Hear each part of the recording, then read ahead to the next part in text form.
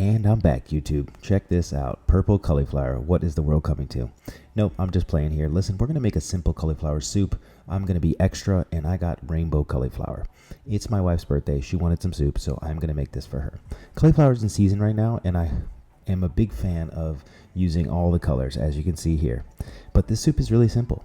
Listen, some onions, garlic, and my wife she wants to eat light, so I'm not adding any cream or I'm not adding any coconut milk, but you're more than welcome.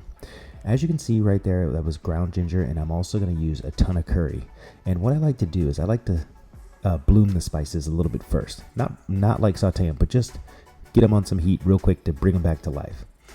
As you can see, I added the cauliflower florets, and I'm also going to add more garlic and onion powder. And that's just to reinforce the flavors because I'm not using pretty much anything else. So as you can see, I added a little bit of salt, and then I'm going to paint down the sides because I'm OCD. Adding a little bay leaf, and then boom, that was it. Literally bring it up to a boil, cook it until it's tender, puree it in the Vitamix. Don't use all the liquid if you don't have to. And then I'm going to plate it up really sexy for my wife because it's her birthday and I want her to feel special. So as you can see, I'm using cilantro, mint, and scallions, which I think is a really good combination to go with curry.